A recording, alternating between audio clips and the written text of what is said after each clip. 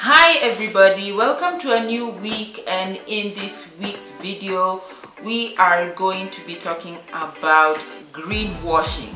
But before I talk about greenwashing, as you may know, Fashion Revolution Week is on from the 15th to the 24th of April. It's there every year, and this is the 10th anniversary, so it's a big deal. And this year's theme is how to be a fashion revolutionary.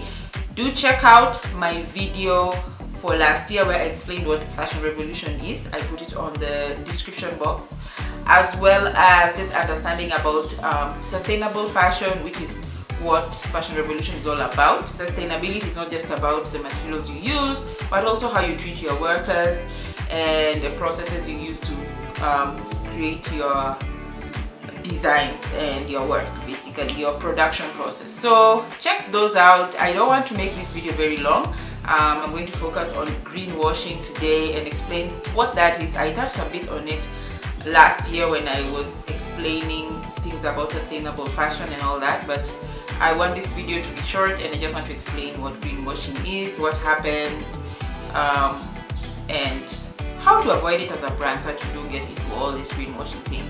So thank you for joining me, and let's begin.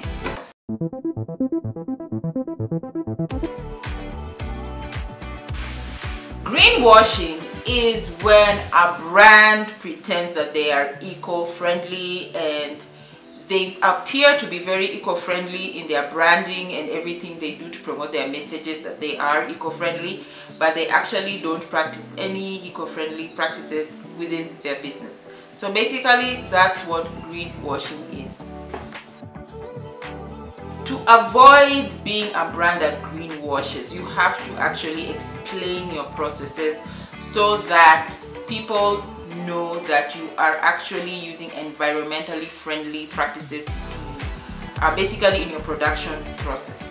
So a lot of brands have been caught doing this greenwashing, especially the fast fashion brands. I'll not name them, but they have been caught saying that they do certain practices but they don't, just so that their clients, because a lot more people are becoming more and more aware of the pollution that the fashion industry causes, that their clients continue to buy certain items from their brands. So I am going to basically explain ways that people do greenwashing so that you can be able to be aware and avoid supporting brands that actually do greenwashing, because it's actually making things worse for the environment, and it's also making just things worse generally for it. It still affects the fashion industry in general, because if the big brands who have the money to stop greenwashing are not even avoiding it, it also affects smaller brands because people just don't know if they can trust you. It also makes you have more work to be able to prove that you're actually not greenwashing.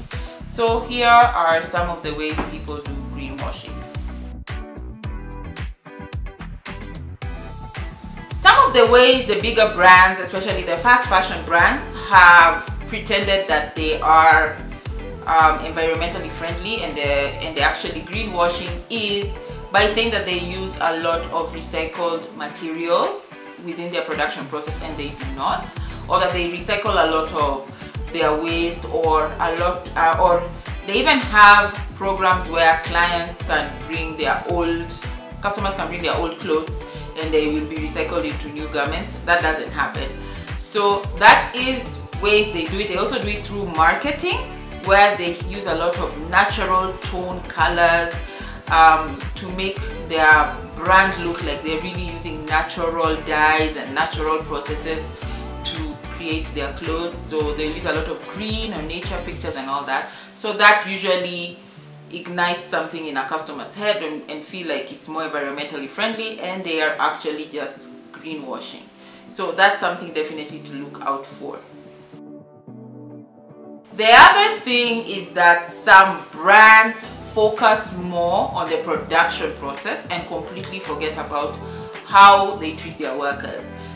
How you treat your workers is very important, because a lot of the fast fashion brands, and I'm not only saying fast fashion brands are the only people who do this, but there are a lot of brands who don't think paying fair wages is important, and that contributes to the problem of having very cheap clothes, because if you're paying someone less than what they can live off on, then your production costs are probably lower, so that you can be able to sell the outfit even cheaper.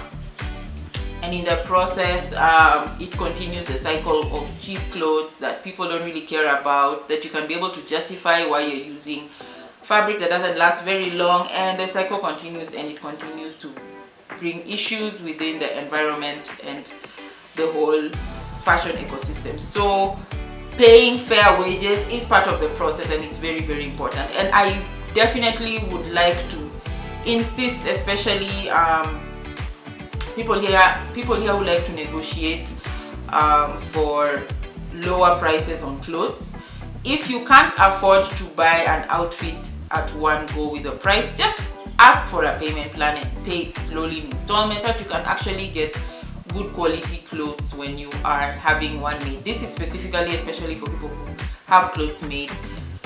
For people like me or other designers, it's really unfair sometimes that we can't even be able to pay ourselves or pay our workers a fair wage because of too much negotiation, and it really does affect the whole business. Sometimes, like someone like me, I would always insist on paying my workers a fair wage, so I am the one who will miss out on a good income if I keep giving such big discounts. So definitely keep that in mind when you're negotiating for lower prices. It does affect how a business will run and the general ecosystem of the fashion industry.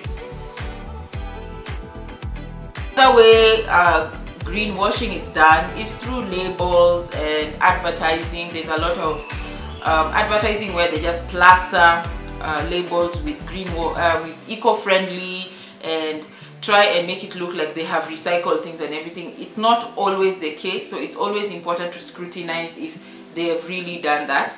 A lot of clothes have fabric content written on the labels, so you can always check the fabric content.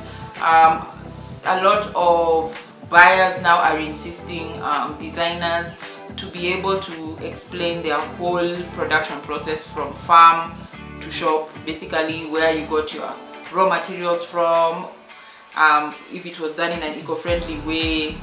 A lot of people are really starting to insist on that whole process to make it more transparent, so that people avoid the greenwashing that's going on, especially with the big fast fashion brands. People are now also asking for reviews, and people are checking reviews. It's very important to check reviews. At some point in 2023, Shein was in a lot of trouble by paying influencers to go to their factories to try and show, because they have been accused of treating their workers badly. So they hired influencers to go to their factory, which wasn't even the real factory, to show that their production processes are fair. And there was a lot of backlash for influencers who participated, because they were actually paid to push Shein. And Shein is known for breaking a lot of laws from the materials they use, stealing ideas from designers, not paying their workers well, using very bad quality fabrics and all that. And that was their way of doing some greenwashing when they were using influencers to promote their brand. So do check out for things like that as well. As a designer, to avoid greenwashing even in your production process, you can do a couple of things. Deciding what is important to your brand is important, and if you decide that you want to be more eco-friendly, you will have to make more decisions towards making your brand eco-friendly, and accept that it may cost more even for your clients, and it will cost more even for your production costs, because if cost materials go up and you want to pay your workers fairly, your items might end up being more expensive. So decide where you want to be in terms of your fashion brand, because you can still be an affordable brand, but maybe change some of the practices, maybe do less runs so that you don't create too much waste, or have less workers. There are ways to get around it, but definitely just decide what your practices are as a brand. It will help you with more sustainable practices and avoid greenwashing. One of the things you could do is ensure that the fabric you're using or the materials you're using are eco-friendly. I know it's very, very difficult to be 100% eco-friendly. A lot of the fabrics we use are infused with artificial or non-natural materials, because some of those processes also help elongate the life of materials, and a lot of us have inherited these practices because we're in the industry and we found it being done like that, so that's what we buy. So just try and make clothes with better quality fabric that will last long so people wear them longer. That helps with avoiding greenwashing, and it's very difficult here in Kenya to try and get that kind of fabric, but it's not impossible. Sometimes those fabrics just cost a lot more. You can choose more organic fabrics, and you can also choose to do recycled fabrics. If you can't afford to buy the expensive organic fabrics, then you could also choose to use recycled fabrics and make your brand about that. That's a way as well to be more eco-friendly and to avoid greenwashing. Think about designing for the future, and think about the chemicals and the amount of water used to produce the materials you're using. It's a hard task and it takes a while to be able to figure it out, especially because we don't manufacture a lot of fabrics in Kenya. But a lot of people who export fabrics have to be very transparent with their production processes. So sometimes you can actually find out the people who are already practicing those methods, so that you can be able to get more eco-friendly materials. As much as possible, be fair to your workers and ensure that you are creating clothes that last. And part of creating clothes that last means your production process has to be very, very good. Your finishing has to be very, very good so that your clothes last. So as much as possible, just try and keep away from shortcuts and making clothes that don't last long, and then introduce production processes that make your clothes last long, and also pay your workers in a fair way. Ensure that you also use the kind of packaging you use. You have that in mind, that it is environmentally friendly. It can either be something that can be reused multiple times or biodegradable. Think about your packaging as well. It also contributes to everything. It also contributes to your costs, because of course the more eco-friendly your packaging is, the more the cost will be. But in the end, it's also good for the environment. You can have a program where you reward your clients for coming back with packaging you've given them before, so that you don't have to give them new ones. I think there are ways you can move around packaging, especially packaging, so think about that as well.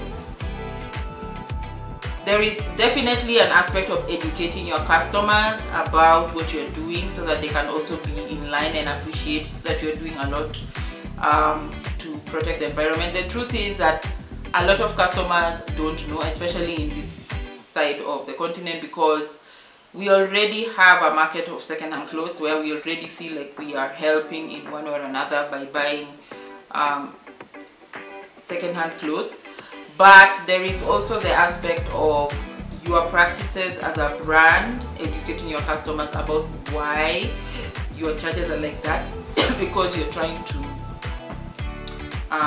be eco-friendly, be fair, pay your workers well and all that.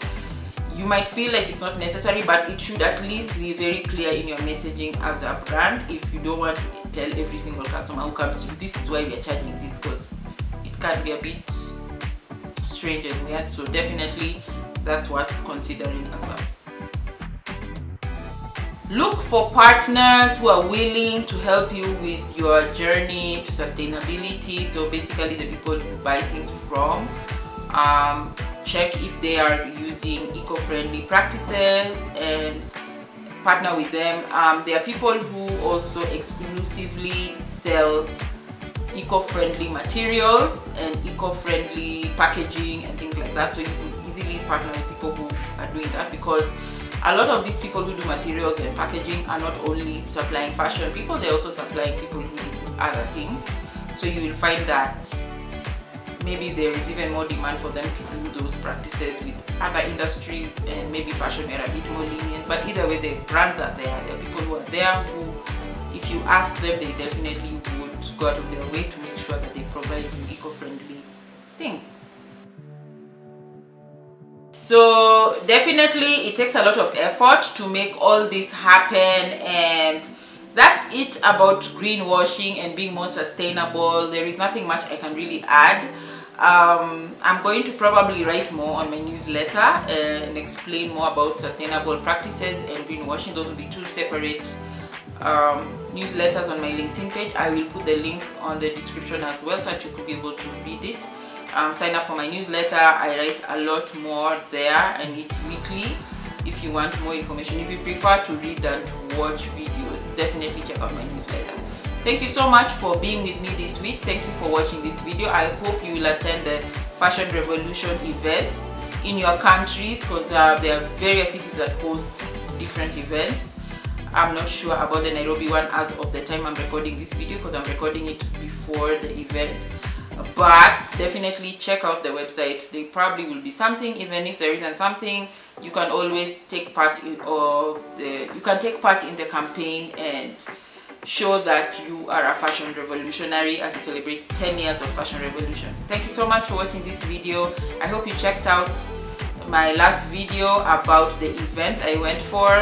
If not, the link is in the description, and I'll see you next time. Bye.